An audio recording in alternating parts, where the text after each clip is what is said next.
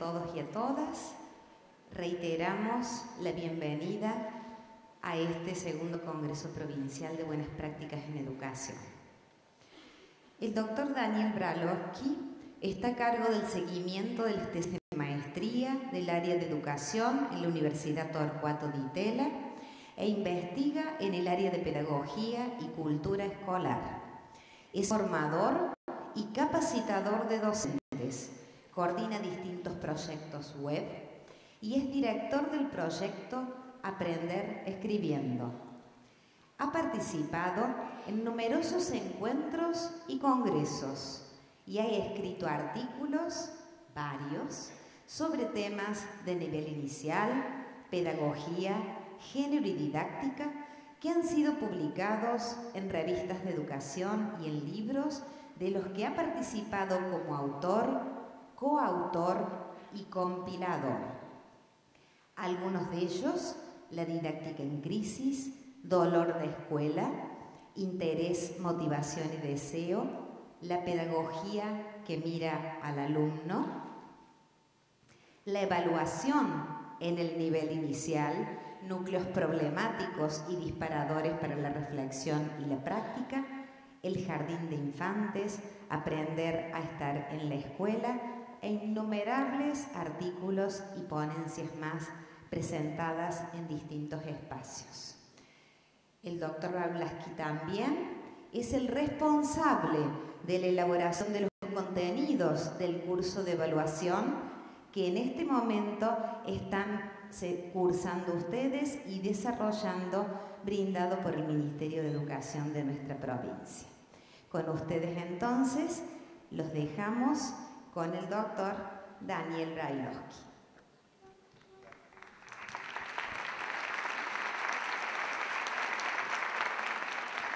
Muchas gracias. Buenos días para todos.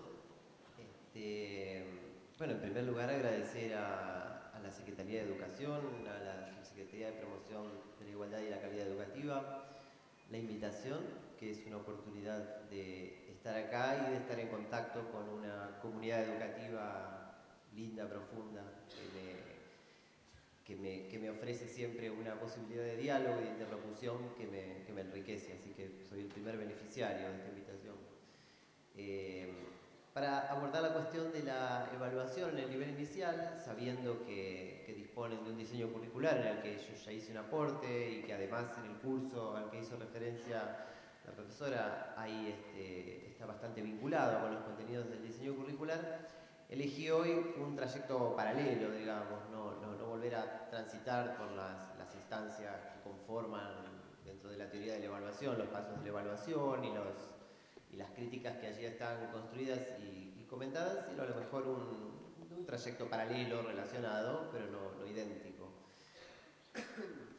En primer lugar, la cuestión hace un par de semanas estuve en Río Cuarto, en el congreso de UNADENI, y allí se discutía sobre la identidad profesional de los docentes de nivel inicial. Es decir, si nos imagináramos una discusión, una conversación entre profesores de distintos niveles de enseñanza, nos imaginaríamos a los profesores universitarios, por ejemplo, en la sala de maestros, discutiendo sobre su experiencia de dar clases en las aulas de la universidad, y los escucharíamos decir cosas como los proyectos que están escribiendo y desarrollando para poder publicar y jerarquizarse como docentes, o los escucharíamos quejarse de que los estudiantes presentan en sus monografías cosas copiadas de internet, o los escucharíamos pensando cómo van a armar el parcial y la montaña de parciales que tienen para corregir.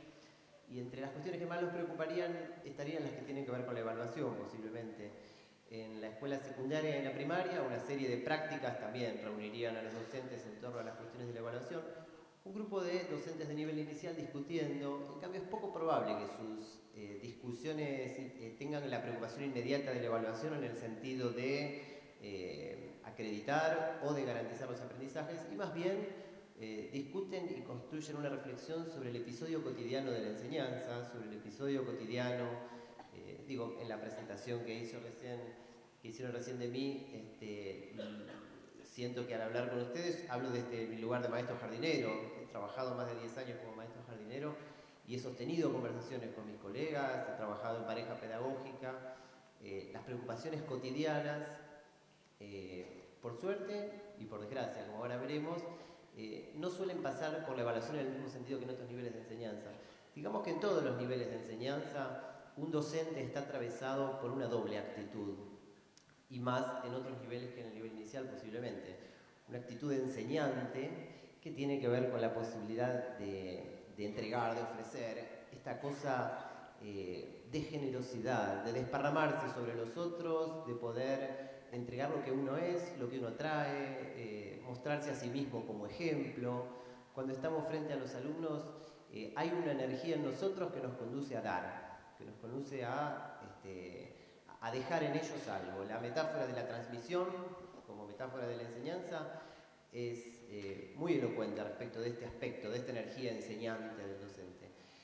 La actitud evaluante tiene que ver con un momento paralelo a la enseñanza en el cual se trata de mirar, se trata de construir una reflexión, se trata de asignar un valor, pero si miramos la lista de cualidades de la actitud evaluante del docente, veremos que no es homogénea. Hay por lo menos dos grupos ahí que se pueden reconocer.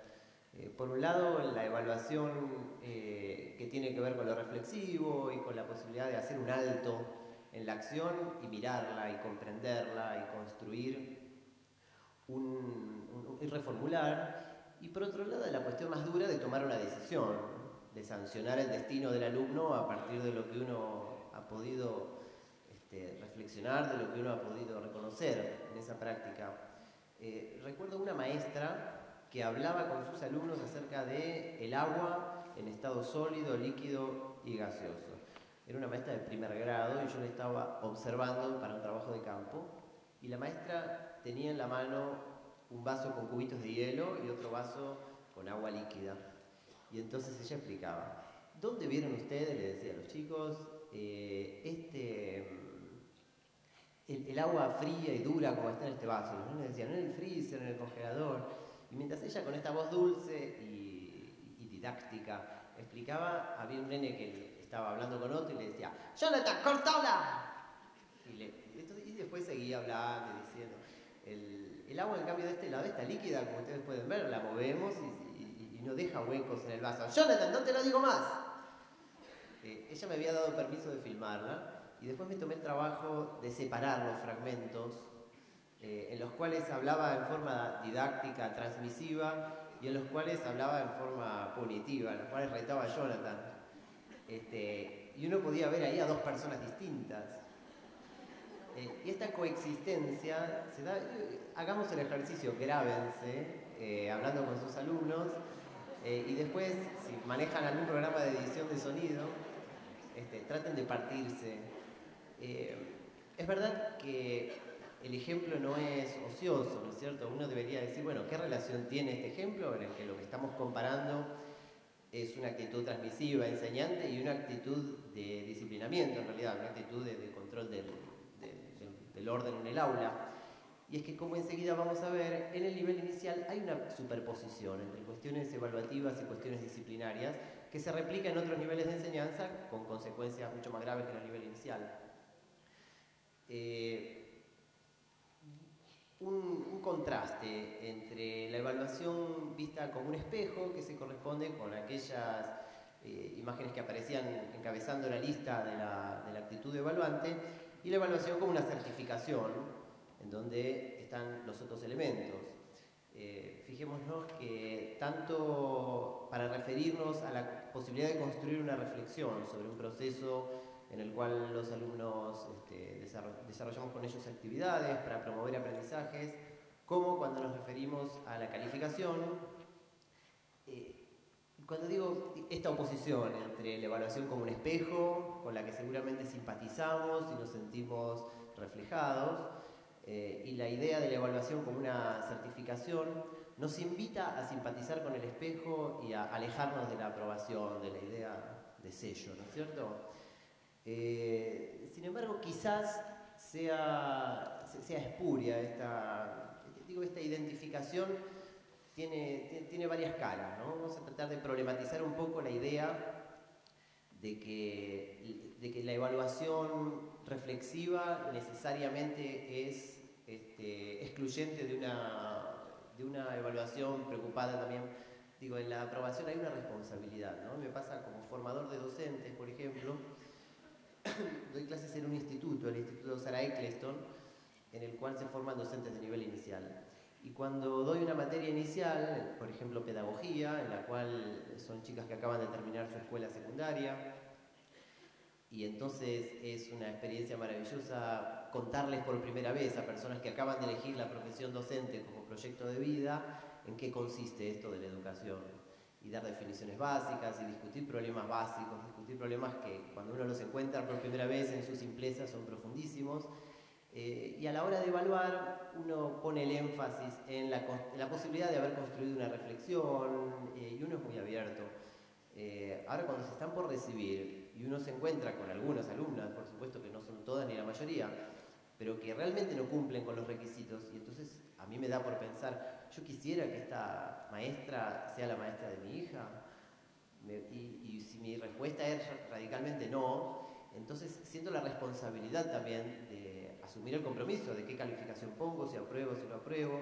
Entonces a la hora de enfrentarnos a los aprendizajes, por supuesto, hay niveles de enseñanza, hay contextos en los que tiene más trascendencia, más peso y consecuencias más graves, el modo en que uno asuma esa responsabilidad, pero en esencia, en todos los niveles de enseñanza existe esta dimensión también de la evaluación que tiene que ver con decidir y sancionar. Para construir una reflexión, un análisis, una de las cuestiones que hemos discutido en instancias, en textos, en el curso, etcétera, es la posibilidad de usar evidencias, de basarnos en producciones de los alumnos para ir construyendo una valoración sobre el recorrido, en disponer de instrumentos que registren las acciones, que registren los acontecimientos, y que estas evidencias sirvan para construir no solo una reflexión opinativa, no solo una reflexión que surja de nuestras sensaciones, de la experiencia, sino también una reflexión basada en los progresos concretos de los alumnos a lo largo de distintos tipos de actividades.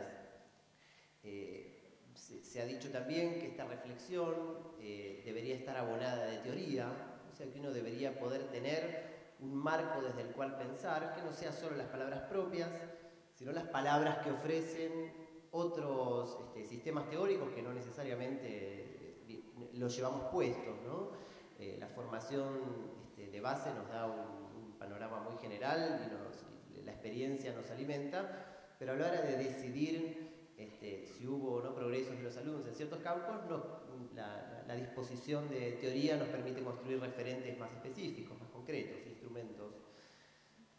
Con respecto a la otra parte, si bien en el nivel inicial no existen boletines, en el nivel inicial no calificamos y no ponemos notas, en el nivel inicial normalmente no hay ninguna instancia que medie entre una sala y la siguiente. Si se decide que un alumno vuelva a hacer una sala de 5, normalmente es una reflexión construida más en argumentos psicológicos, en cuestiones para que después no repita en primer grado a lo mejor, pero no se lo vive como la repitencia en el nivel primario.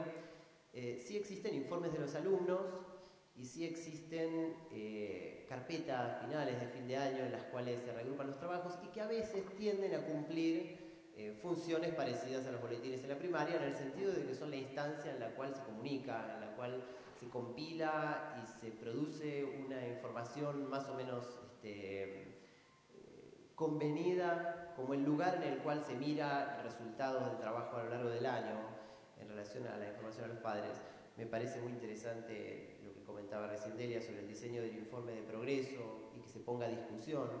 En ese sentido, Córdoba está por delante de otras jurisdicciones, como en muchas otras cosas, por lo menos como vengo valorando, apreciando en experiencias compartidas.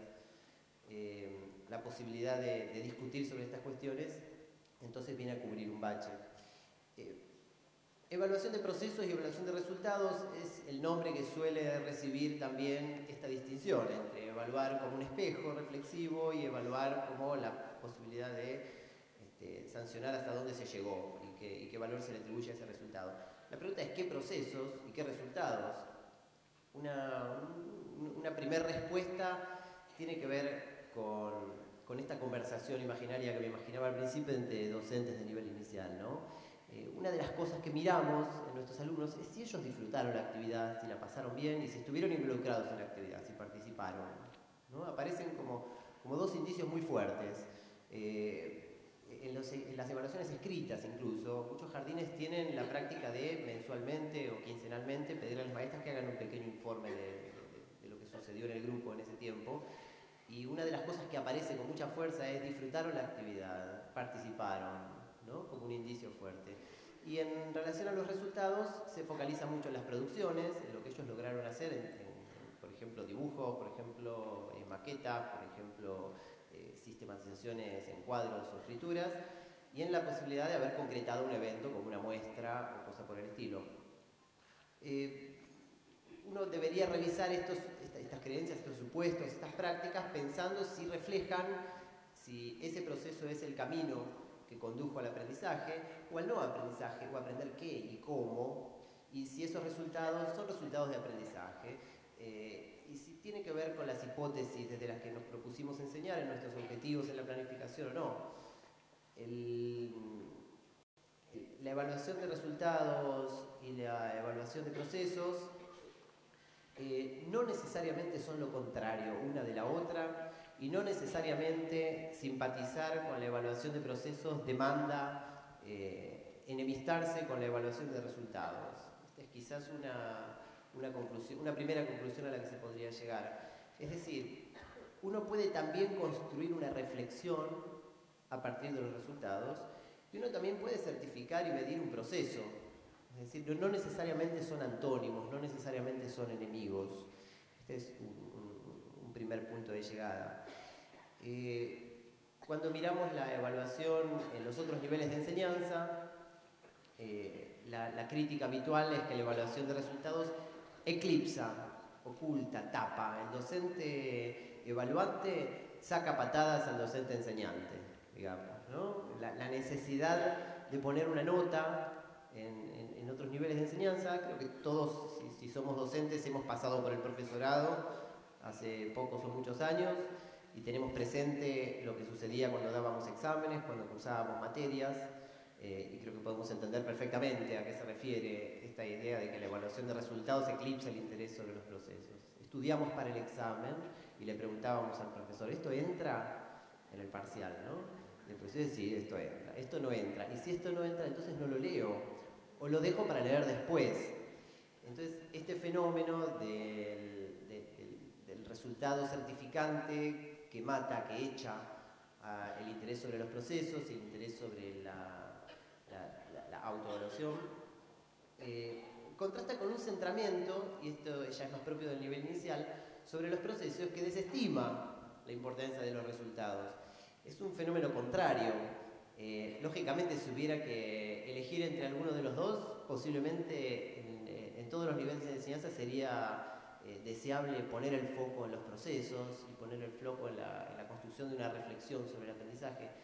Pero el centramiento sobre los procesos, si el proceso es un proceso minuciosamente analizado, si existe sobre la base de instrumentos que lo amplifican, no necesariamente que lo miden, pero que lo amplifican, que nos lo permiten ver, que nos permiten realmente tener una mayor conciencia sobre lo que está sucediendo, es absolutamente genuino. Ahora, si el proceso es el mero relato de lo que pasó y poder decir a los chicos les gustó y los chicos participaron, entonces a lo mejor también puede ser problemático el centramiento en los procesos por este otro motivo. Repasemos entonces muy brevemente algunas cosas que se dicen con muchísima fuerza. Si uno se pone a buscar bibliografía sobre evaluación, lo que más va a encontrar es un discurso muy cargado políticamente, un discurso muy enojado con la evaluación, por este motivo, porque desplaza y asesina el interés genuino por el aprendizaje. Se dice, esto lo dice Camiloni, Edith Litwin, Philippe Perrenou, por ejemplo, son algunos referentes de autores que se dedican profundamente a estas cuestiones. Méliès patologiza las prácticas de enseñanza. y la motivación del aprendizaje. Es decir, convierte la experiencia de enseñar y aprender en una especie de obsesión por aprobar o desaprobar. La actitud de volante mata a la actitud de enseñante. Uno se deja de preocupar por lo que le pasa al otro que tiene delante y se preocupa por poder certificar, y por la montaña de parciales para corregir, y por la posibilidad del alumno de encontrar estrategias para que los resultados de su producción se vean mejor a ojos del docente, y entonces los estudiantes copian de internet para que el texto sea más largo y esté mejor escrito a ojos del docente y lo apruebe, o agrandan el tipo de letra para que sea más largo y el interlineado. Es decir, todas estrategias que son vistas desde la teoría de la evaluación como patologías de la enseñanza. ¿Qué pasa en el nivel inicial? En el nivel inicial no sucede todo esto. Efectivamente, la enseñanza prevalece y la evaluación se propicia en forma personalizada, y los alumnos del nivel inicial jamás buscan estrategias para aprobar porque no están vistas de un boletín ni nada por el estilo. Los problemas de la evaluación en otros niveles de enseñanza son bien diferentes de los problemas de la evaluación en el nivel inicial. No obstante lo cual, tenemos a lo mejor otros problemas. Creo que si hubiera que establecer una enumeración, una de ellas sería que la evaluación se superpone un poco con la cuestión de las prácticas de disciplina y del contexto de vida de los niños. Es decir, muchas veces las prácticas evaluativas o las consideraciones acerca del progreso de los proyectos, de las unidades didácticas, de las actividades con los alumnos, se superpone la cuestión cognitiva con la cuestión del comportamiento de los alumnos, con la cuestión disciplinaria. Esto a nivel discursivo, ¿no? Si uno se pone a analizar informes escritos sobre el progreso de los alumnos, se encuentra con esta superposición. Y son dos cosas sobre las que vale la pena construir una mirada profunda, ¿no? Pero también son dos cosas sobre las que a lo mejor vale la pena poder diferenciarlas. Por otro lado, una característica de la evaluación en el nivel inicial es que no hay notas, no hay calificaciones, pero hay escalas espontáneas. Es decir, si bien no los calificamos a los alumnos, disponemos internamente de una escala de lo que está bien a lo que está mal, de lo que es un resultado aceptable a lo que es un resultado óptimo, a lo que es un resultado insuficiente, y las construimos de una manera más o menos imprecisa. Imprecisa no es lo mismo que flexible, ¿no es cierto? Flexible significa que aceptamos a conciencia que esta escala no debe ser una escala rígida y que debe ser una escala que se amolde al desempeño de los alumnos, y que esta idea de basarse en el promedio, que tiene que ver, por ejemplo, si yo considero que un alumno es participativo, porque la participación es efectivamente un referente fuerte para hablar de los referentes de la evaluación en el nivel. ¿Es participativo con respecto a qué? Porque uno puede estar en un grupo en el que nadie dice nada y nadie hace nada y los chicos están muy tímidos, y cuando uno dijo algo lo considero participativo. Pero en un grupo en el que es ebullicioso, desbordante, etc., el mismo alumno con la misma participación puede pasar desapercibido. A esto me refiero cuando me refiero a basarse en el promedio. Otra cuestión que se discute mucho, Mayra Bonadero, una autora a la que siempre me gusta citar porque es cordobesa, hizo sus trabajos de maestría sobre la evaluación en el nivel inicial, y planteaba esta idea de que la evaluación en el nivel inicial se basa mucho en las teorías del desarrollo. Es decir, si este niño que tiene esta edad y por lo tanto se corresponde con tal estadio de desarrollo, realiza las destrezas, cognitivas, observa un comportamiento acorde a su edad, entonces ese es el referente que utilizo para evaluar. Esto es problemático en el sentido de que los estadios de desarrollo, como bien lo dicen los autores psicólogos del desarrollo, no están asociados a la edad de una manera rígida, sino que se supone que se van integrando en forma conjunta a los anteriores, pero no necesariamente a cierta edad sucede tal cosa en forma matemática. Entonces Bonadero construye toda una crítica alrededor de la utilización de los estadios piagetianos o de las hipótesis de escritura de Emilia Ferreiro, por el caso, para evaluar a los alumnos. Este punto quizás es el más fuerte, ¿no? Esta idea de la idea socialmente instalada de que en el jardín no se evalúa porque no hay boletines, es de alguna manera apropiada en el ámbito profesional y nos pesa como un estigma también. La idea de una evaluación amplia, abierta, formativa, puede confundirse con la ausencia directa de evaluación o con la idea de que la evaluación no es importante.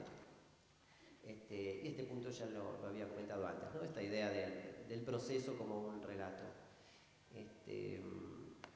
Bueno, este señor, ¿lo conocen? Este señor es Paulo Freire. Paulo Freire, un pedagogo brasilero, considerado el último gran pedagogo de la era moderna. El de la foto de al lado es menos conocido, pero también tuvo su influencia en el mundo educativo. Se llama Skinner, como el director de la escuela de Bart Simpson, pero en realidad es al revés. El director de la escuela de Bart Simpson se llama Skinner en honor a este señor. A Skinner se lo conoce por ser el inventor de la máquina de enseñar. Es decir, por allá por los años 40, Skinner dijo, voy a inventar una máquina que sirva para enseñar. Y esta máquina consiste en una especie de caja registradora que tiene una ventanita por la que aparece una pregunta y el alumno lo que tiene que hacer es mirar esa pregunta, escribir la respuesta y baja una palanca y ve si su respuesta era correcta o no. Pero él tiene fundamentos bastante sólidos para avalar esa máquina. Esta máquina funcionó en Estados Unidos durante unos años, se hicieron varios diseños y mucho software educativo actual se parece muchísimo a la máquina de enseñar de Skinner, que fue inventada muchos años antes de que se utilizaran las computadoras de forma masiva como ahora. Quisiera hacer entonces un breve paréntesis ahora y escuchar al propio Skinner, que nos cuente un poco cómo funciona su máquina, y después escuchar un poco a Freire, que nos hable un poco de su concepción educativa también. Porque de alguna manera estos dos autores sintetizan estos espíritus del espejo y la certificación en el imaginario colectivo, por lo menos, ¿no? Ahora si los escuchamos no sé si seguiremos pensando lo mismo. Pero bueno, son dos videos muy cortitos, duran apenas unos minutitos cada uno, y creo que van a ser una buena bisagra. Estos videos los había compartido hace un tiempo en otro lado, con un público mucho menos masivo, éramos pocas personas, y generó un hermoso debate. Entonces me pareció apropiado también para una disertación que está al inicio de algo, y que vamos a seguir encontrándonos a lo largo del día y mañana. Entonces quizás esto marca un punto de referencia para discusiones en otros ámbitos de estas jornadas también, ¿no? A ver si funciona bien.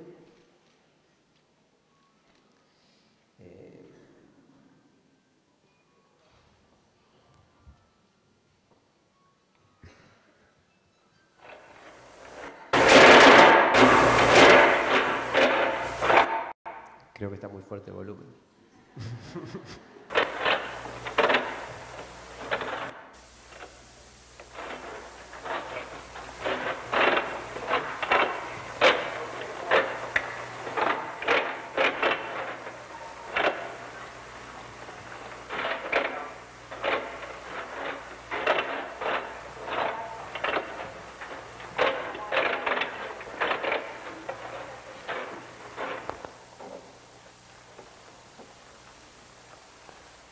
El estudio con una máquina para enseñar suele ser espectacularmente eficaz. Con la máquina que acaban de ver en uso, los estudiantes ven un fragmento de un texto u otros materiales mostrados en una ventana. Puede tratarse de una oración o dos, o una ecuación matemática. Falta una pequeña parte que el estudiante deberá poner por escrito en un fragmento de papel expuesto. Esta respuesta puede ser la respuesta a una pregunta o la solución a un problema, pero generalmente es un símbolo o palabra que completa el material que él acaba de leer. En cuanto el estudiante ha escrito su respuesta, este acciona la máquina y conoce de inmediato si su respuesta fue correcta o incorrecta. Esto es una gran mejora en relación con el sistema en el que el maestro califica los trabajos. Pero el estudiante tiene que esperar quizás hasta el otro día para reconocer si lo que él contestó está bien. El conocimiento inmediato surte dos efectos principales. Conduce muy rápidamente a la formación de una conducta correcta. El estudiante aprende rápidamente a dar una respuesta correcta, pero también tiene un efecto motivador. El estudiante queda liberado de incertidumbre o ansiedad respecto de su éxito o fracaso. Su trabajo se hace agradable, no tiene que obligarse a estudiar. Un aula en la que se utilicen estas cosas es generalmente un lugar de intensa concentración. Una de las funciones de la máquina para enseñar es informarle rápidamente a los estudiantes si su respuesta ha sido adecuada. Es importante no solo para el aprendizaje eficiente, sino para generar un alto nivel de interés y entusiasmo. Otra ventaja importante es que el estudiante es libre para avanzar a su propio paso, con las técnicas en las que se obliga a una clase completa a avanzar unida. El estudiante brillante pierde tiempo esperando a que los demás se pongan al día, y los estudiantes lentos, que es posible que no sean inferiores en ningún otro aspecto, se ven obligados a ir demasiado rápido, sin haber terminado la tarea del día. Es incluso menos probable que termine una segunda tarea, y ya se va quedando cada vez más atrás, hasta que suele abandonar los estudios, a menos que se tomen medidas remediales. El estudiante que aprende con la máquina avanzada el paso que es más eficaz para él. El estudiante rápido abarca el material del curso en corto tiempo, pero si les da más tiempo, el estudiante lento puede abarcar la misma cantidad de materia. Ambos aprenden la materia de forma completa. Una tercera característica de la misma enseñanza es que cada estudiante sigue un programa cuidadosamente elaborado, que va de la etapa inicial, en la que éste desconoce totalmente el material, hasta llegar a la etapa final, en la que alcanza la competencia en la materia. Esto lo hace dando un gran número de pasos muy pequeños organizados en un orden coherente. Cada paso es tan pequeño que él está seguro de darlos correctamente. El material está diseñado para darles a los estudiantes toda la ayuda que sea posible. En ningún sentido se le está sometiendo a una prueba. Por el contrario, los consejos y sugerencias útiles y señales de aprobación aumentarán al máximo las posibilidades de que acierte. El hecho de que cada paso que dé es muy pequeño es muy importante, aun cuando no parezca un gran logro. Siempre es un avance en la dirección correcta. Hasta aquí. Skinner, uno de los referentes más importantes del conductismo norteamericano, como lo fue John Watson o Pavlov en la Unión Soviética. Lógicamente estamos hablando con una persona que piensa y vive en los años 40, pero que tiene una cátedra importantísima en la Universidad de Harvard y que es uno de los psicólogos más reconocidos de su época. Si la máquina fuera un juego, es decir, claramente él no propone que la máquina sea vivida como un juego, pero sabemos que la definición de juego tiene que ver con una cuestión cultural, con la presencia de ciertos elementos, pero básicamente una actividad es definida como lúdica por una especie de consenso cultural por el que decidimos que esa actividad libremente elegida y aceptada y que posee ciertas cualidades de goce intenso, de competencia, de cooperación, de uso de ciertos objetos, de presencia de ciertas dinámicas, es socialmente, culturalmente reconocida como juego. ¿Qué pasaría si la máquina fuera un juego y los chicos la utilizaran como tal, por ejemplo? El uso de la máquina, Skinner lo fundamenta en la inmediatez de la corrección también, ¿no es cierto? Nos dice que el alumno no tiene que esperar una semana para que le digan si lo que puso en el examen estaba bien o mal, sino que lo sabe inmediatamente. Lo que no dice es que la máquina tiene una sola respuesta correcta. Es decir, que cuando uno escribe la respuesta y pasa la palanca, la respuesta que le aparece como correcta y que dice si lo que uno había dicho estaba bien o mal, es una sola y única. Dice que los alumnos están muy entusiasmados y muy comprometidos y muy entretenidos con esta máquina que les resulta interesante y novedosa. No sé si eso les suena de algún lado, si les resuena de algo con respecto a la educación actual. A mí me resuena un poco con lo que ya saben, con las nuevas tecnologías y con las computadoras. Lo que no dice tal vez es que no hay ningún tipo de interacción entre los alumnos entre sí y que esta ventaja que él propone, dice, bueno, cada uno lleva su propio ritmo. El que va rápido pasa la palanca más rápido, el que va lento pasa la palanca más lento y no lo apuramos y le damos su propio tiempo. Esta diferencia, esta heterogeneidad de velocidades, de capacidades es vista como un peligro, como una amenaza y no como una oportunidad. Y dice que el maestro que escribe las preguntas de la máquina de enseñar planifica muchísimo.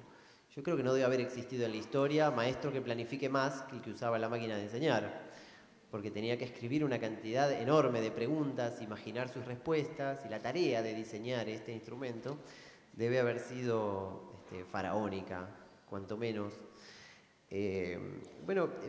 Dejando al pintoresco Skinner de lado, podríamos dedicarle un minutito a escuchar a este otro pedagogo, Paulo Freire. Ahí estamos.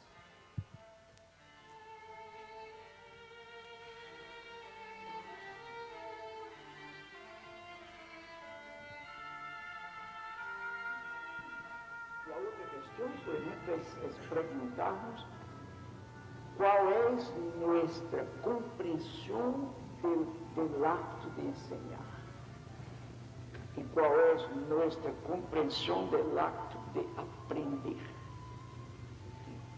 E foi exatamente a partir de aí que eu disse na crítica a lo que eu chamei de educação bancária. Não pode ensinar nada a amar, que temos que amar. A única forma que podemos ensinar a amar é amando. E o amor é realmente eu creio que o amor é a transformação definitiva. Isto me disse novamente que há que partir, há que saber partir do nível onde o educando está, ou os educandos estão. Este é um nível cultural, e por isso que o educador tem que ser sensível, o educador tem que ser esteta, tem que ter gosto. A educação é uma obra de arte. O educador tem que ser ético, tem que respeitar os limites da pessoa. Eu não posso entrar em ti e respeitar-te. Eu tenho que respeitar tus sonhos, respeitar tus medos. Eu devo também tocar os teus medos, como o psicoterapeuta hace às vezes, o psicanalista. Se tu trabalhas com um grupo metido no silêncio, há que encontrar um caminho para que ele rompa o silêncio. Agora, às vezes nós não encontramos realmente, não há receitas para isso, não encontramos o caminho certo, o caminho certo para alcançar o miolo do silêncio. Se o grupo me quer escutar, não puedo negar-lhe minha voz. Pero em seguida, eu demonstro que necessito também de sua voz. Minha voz não tem sentido sem a voz do grupo. E lo invito e lo desafio. O ponto de partida da educação está no contexto cultural, ideológico, político, social de los educandos. Não importa que esteja este contexto echado a perder. Uma das tarefas do educador é rehacer isto. E nesse sentido é que o educador é também um artista. Ele rehace o mundo. Ele redibuja o mundo. Repinta o mundo. Recanta o mundo. Redança o mundo.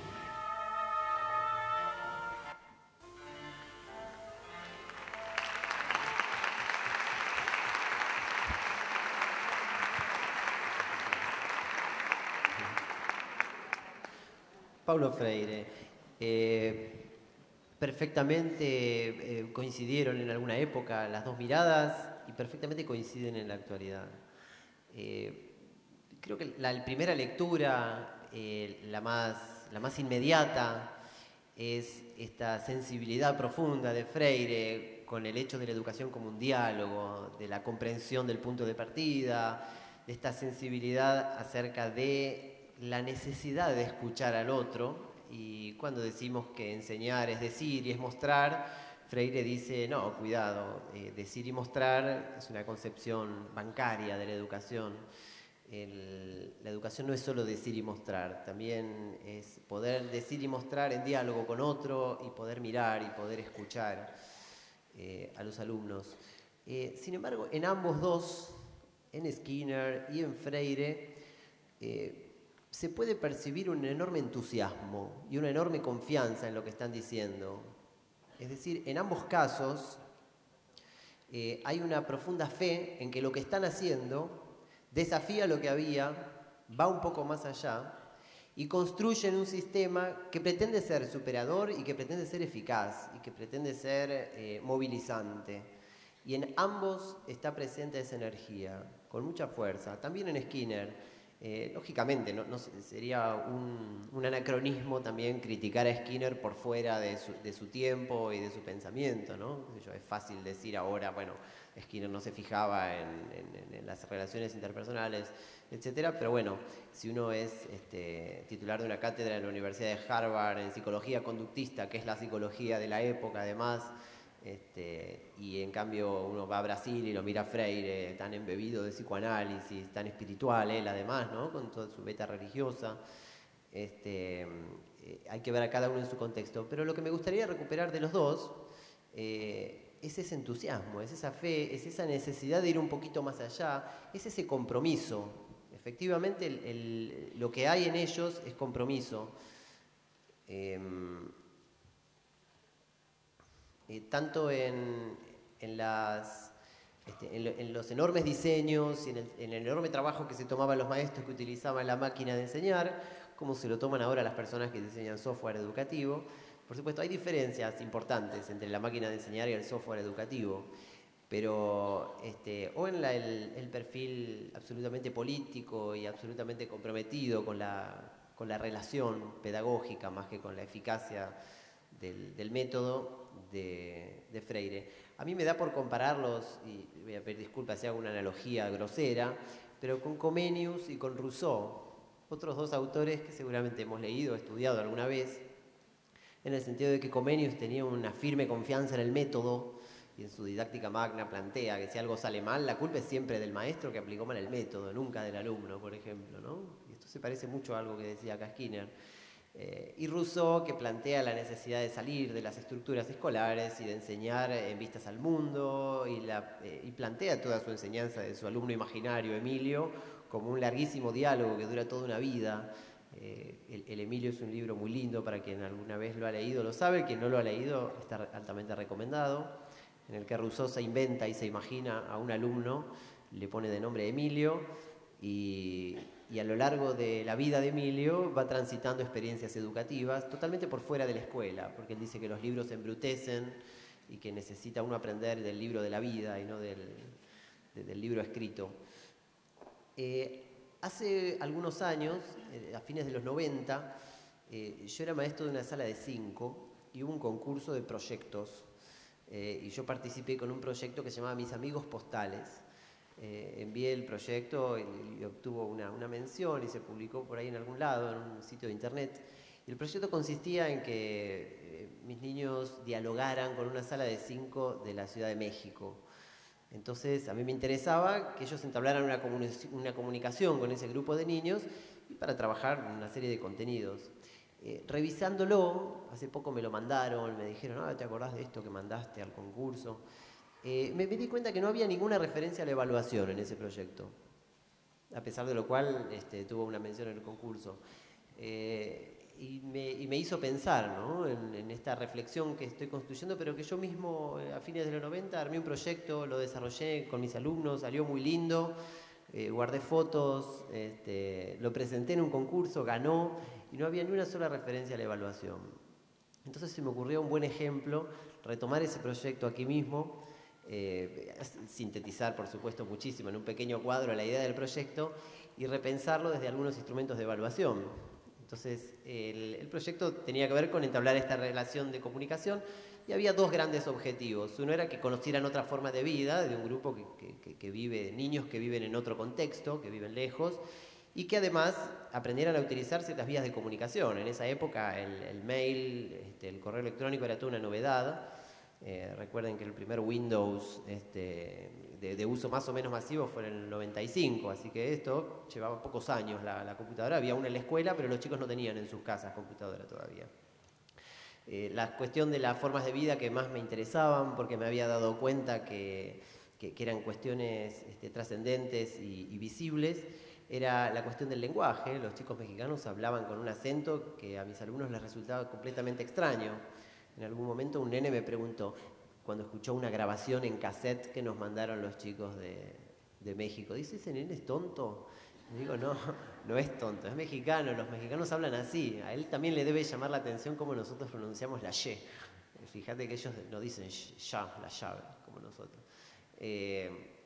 Costumbres y detalles de la vida cotidiana, productos artísticos, objetos y lugares son las otras categorías.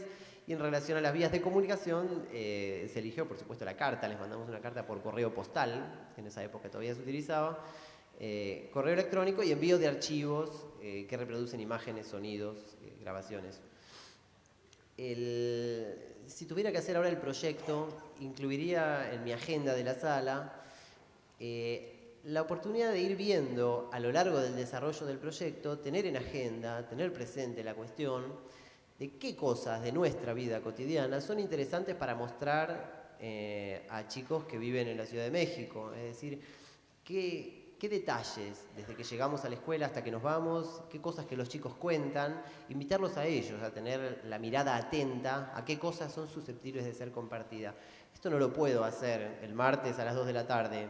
Tengo que tenerlo presente todo el tiempo y en algún momento poder construir tener a mano una ficha, una cartulina pegada en la pared de la sala para poder ir registrando estas cuestiones cuando aparecen.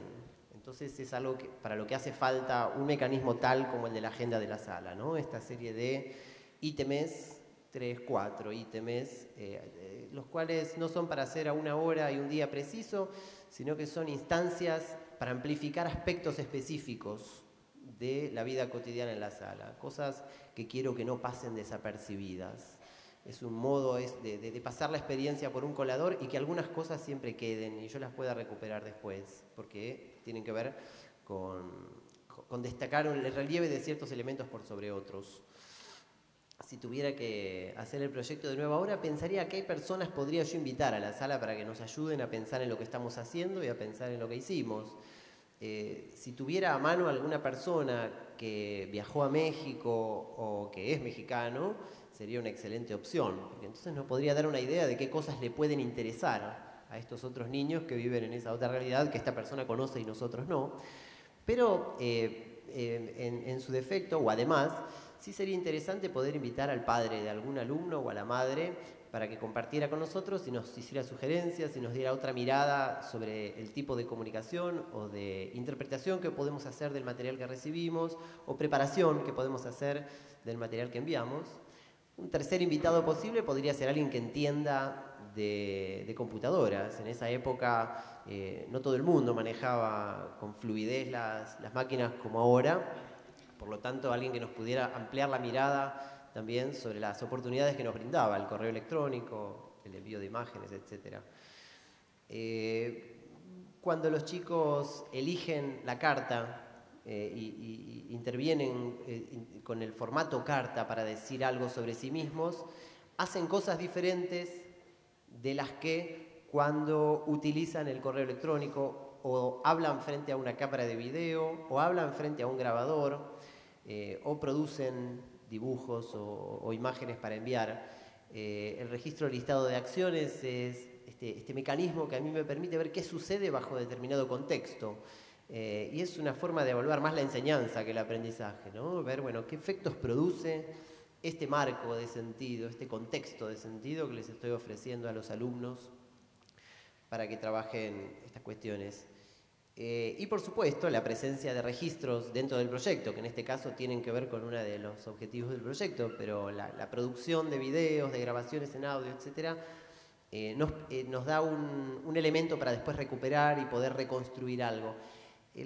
Son ejemplos se me ocurrió que tomar un proyecto concreto, y además un proyecto que yo mismo desarrollé alguna vez, y me llamó mucho la atención encontrar además que no había ni una sola referencia a la evaluación en este proyecto. Entonces, bueno, quería saldar esa deuda y utilizarlo para compartirlo con ustedes. Creo que si uno pone en internet mis amigos postales, por algún lado todavía aparece ese proyecto publicado, que quedó en algún lado, en alguna parte. Pensaba en la cuestión de las particularidades de la evaluación en el nivel inicial y que tienen que ver con su identidad pedagógica, ¿no? La suya, profesora, la del nivel inicial, con la historia. En el jardín, la relación que tenemos con los otros niveles de enseñanza es un poco esquizofrénica. Queremos diferenciarnos de la escuela primaria y nos indigna que se primarice la sala de 5, que se nos contamine la sala de 5 con estos vicios de los asientos en fila, de los cuadernos, etcétera, porque consideramos que ese es un atentado contra la identidad del nivel inicial y queremos diferenciarnos de la escuela primaria.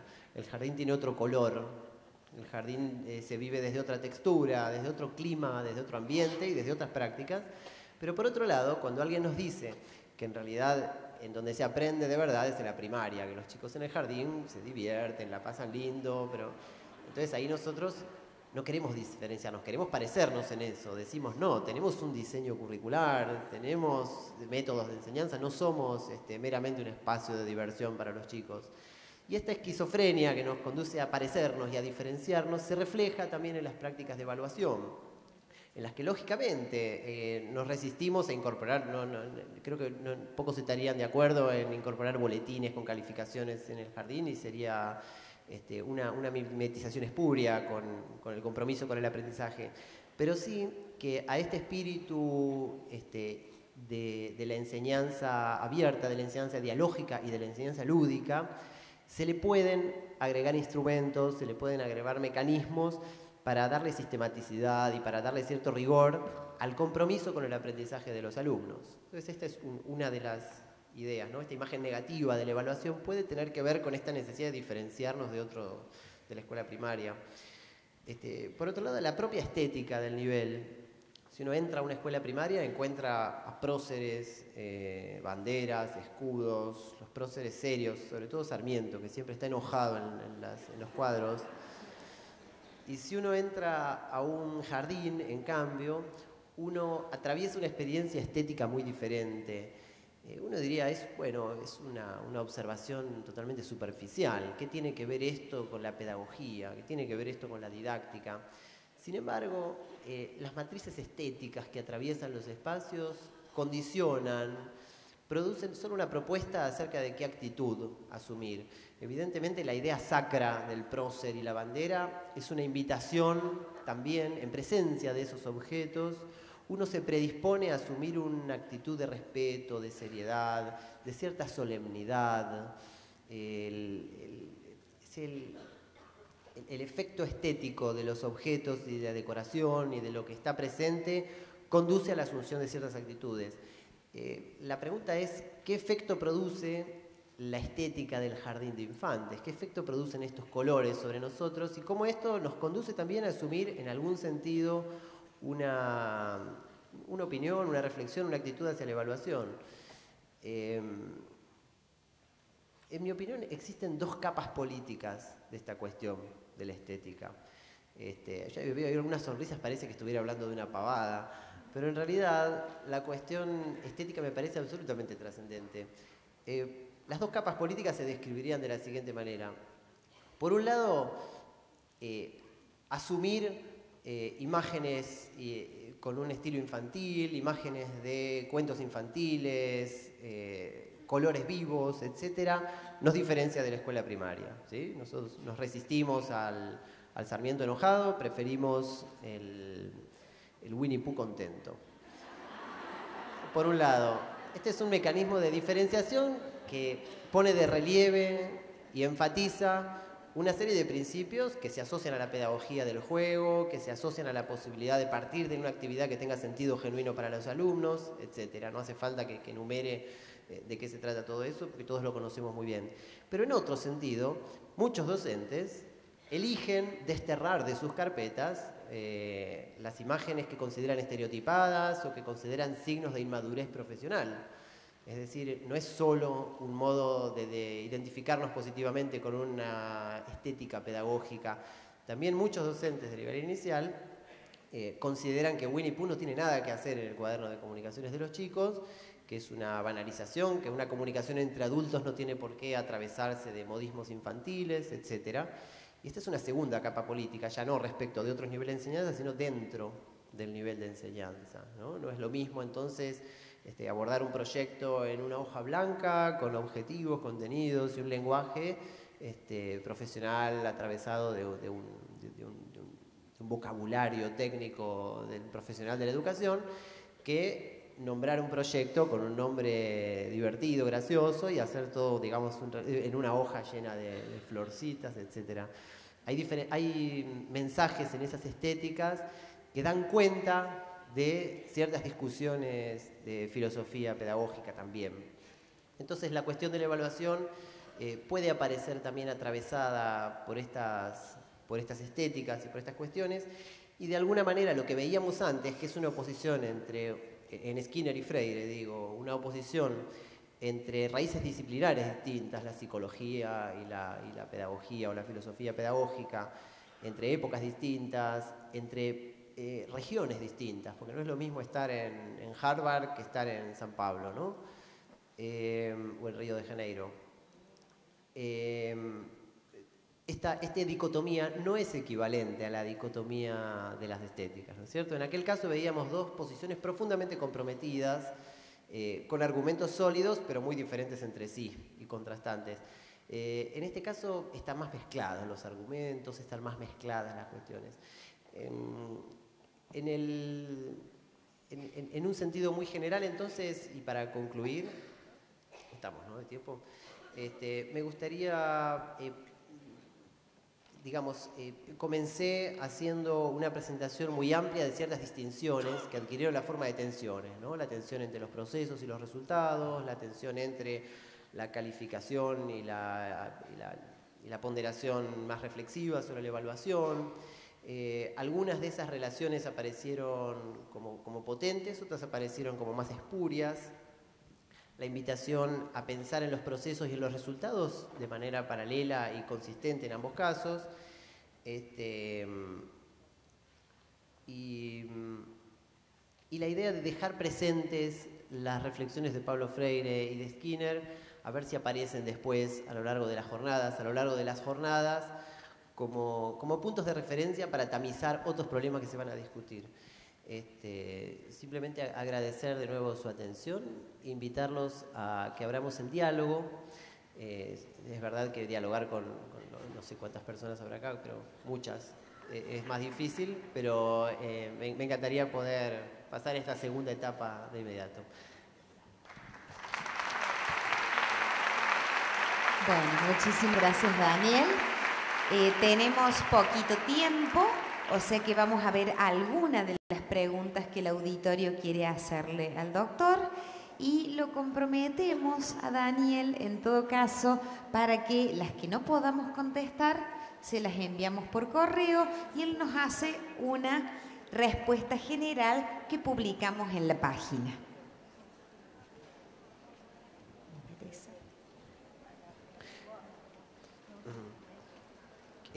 Preguntan acá sobre el hecho de que en el nivel inicial la promoción sea automática y qué opinión me merece el hecho de que la promoción sea automática. Entiendo que se refiere a que no hay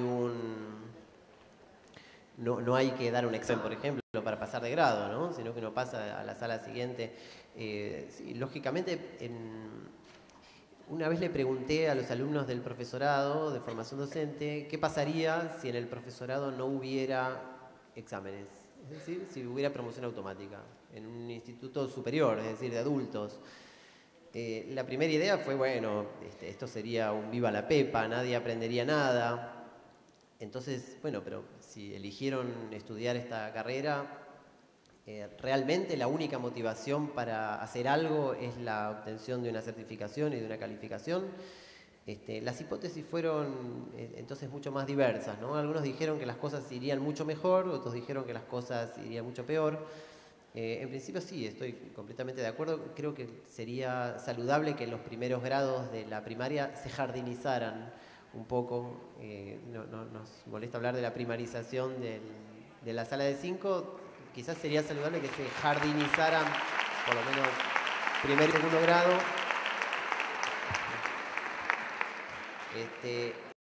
Hay un texto muy lindo de Carretero en el que él observa cómo en todos los sistemas educativos de Occidente que él conoce e investigó, hasta la edad de 9 o 10 años más o menos se considera al alumno reflexivo, automotivado, etc. Y que a partir de los 10 años los sistemas educativos se olvidan se olvidan de ese carácter lúdico y aparece la cuestión absolutamente académica, formalizada y con mucho acento en...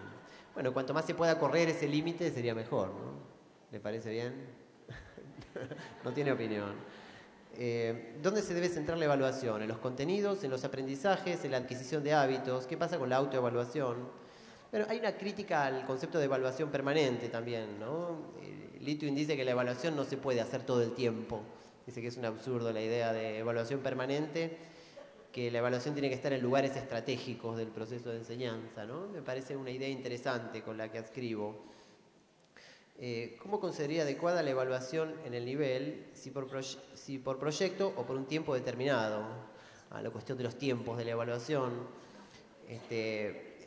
Fíjate que cuando uno piensa la evaluación, uno de los elementos importantes, y esto está trabajado tanto en el curso como en el diseño, es elegir qué estamos evaluando. Es decir, que haya un objeto de evaluación más o menos nítido, que uno no está evaluando al alumno y uno no está evaluando la semana o el proyecto, sino que la evaluación debería tener puntería, debería ir más... Bueno, y para concluir, eso perdió toda seriedad, ¿no? Pero está muy bien, es como de... ¿Cómo ve la evaluación entre el nivel inicial y la escuela primaria, articulando desde los énfasis en el proceso por un lado y los resultados por el otro? Está bien, o sea, acá hay una afirmación, digamos, más que una pregunta, ¿no? La idea de que la evaluación en el nivel inicial hace énfasis en los procesos y en la educación primaria en los resultados. Puede ser, con las salvedades que hemos hecho. No me quedó claro cómo la evaluación está atravesada por la estética. Docentes, infantilismo o madurez. Está muy bien, está muy buena la pregunta. Quizás lo que está atravesado por la estética no es la evaluación, sino que hay una estética asociada al espíritu pedagógico que conduce a asumir una actitud evaluante determinada, ¿no es cierto? ¿Podríamos vivir rodeados de boletines, certificados, informes sellados y firmados, etcétera, si no estuviéramos también rodeados de otro conjunto de objetos que legitiman esa mirada cientificista sobre el asunto? ¿Podríamos omitir la calificación si no estuviéramos rodeados de una estética y de un espíritu que alienta este involucramiento más lúdico, más abierto con los alumnos? Esa es la pregunta a lo mejor, ¿no? El efecto de la estética sobre el espíritu pedagógico no es tan lineal, por supuesto, no se puede construir una relación de causa-efecto absolutamente cerrada, pero sí reconocer que hay una disposición que los objetos nos invitan a asumir, ¿no? Sin ir más lejos, yo no hablo de la misma manera si estoy en un panel serio que si estoy al lado de un mimo que hace morisquetas. No, pero con todo, con respeto lo digo, ¿eh? ¿Qué más? ¿Por qué los informes de progreso no reflejan lo que pasa en el jardín? Pregunta alguien acá. Bueno, yo no estoy seguro de que todos los informes de progreso que se hacen con distintos formatos no reflejen lo que pasa en el jardín. Pero sí, no es una novedad que los informes pueden estar influidos por lo que uno decide mostrar, las demandas que existen sobre la imagen que la institución transmite. Bueno, creo que como se abren muchos temas, con este cerramos, dale. De acuerdo a lo que dice Bonadero, el sistema educativo argentino no está estructurado en base a las teorías del desarrollo a tal edad, tal grado. Si establecemos indicadores con todo lo que este concepto conlleva, desde el nivel inicial, ¿cómo quedan los que no pueden o no tienen recorrido todo el trayecto? Por ejemplo, 3 años, 4 años, 5 años. Bien, o sea, dado que existimos en un sistema educativo que está graduado y que está separado por edades, como muy bien dice acá, y está la idea bien comeniana, ¿no?, de la escuela graduada. ¿Cómo hacemos para despegarnos de las teorías del desarrollo si las teorías del desarrollo están en la base del diseño del sistema educativo, ¿no? Esta sería si entiendo bien, esta es lo que dice la pregunta. Sí, efectivamente. Bueno, hay muchas experiencias de SAL en el nivel inicial, mucho más que en la escuela primaria, de salas integradas. Los supervisores que trabajan en escuelas rurales y que recorren escuelas en las cuales hay muchos grados en la misma aula, se indignan cuando ven que las maestras ponen 2 o 3 pizarrones en el aula y trabajan con los más chiquitos con un pizarrón y con los más grandes con otro, y que la hermosa oportunidad de tener alumnos de distintas edades que se enseñen entre sí, esto que toma la pedagogía de Montessori, por citar algún referente del nivel inicial, es decir, efectivamente, la existencia de niños de distintas edades en el mismo salón de clases favorece, si lo miramos desde una perspectiva más freiriana que skinneriana, ¿no?, favorece un aprendizaje más genuino, más profundo, pasan más cosas, hay más problemas que nos dan más oportunidades de construir una evaluación reflexiva y formativa. Lo que critica Bonadero tiene más que ver con que el referente teórico para evaluar sea la psicología del desarrollo. Es decir, que en vez de evaluar en qué medida se cumplieron mis objetivos o en qué medida sucedieron ciertos aprendizajes, yo evalúe en qué medida este chico ya pasó de la hipótesis silábica a la alfabética porque ya cumplió tantos años y entonces tiene que pasar a esa instancia porque así lo dicta la psicología del desarrollo, ¿no? Esa sería un poco la distinción. Bueno, agradezco muchísimo sus preguntas, me las llevo, su atención y la buena onda. Y les deseo una buena jornada el resto del evento.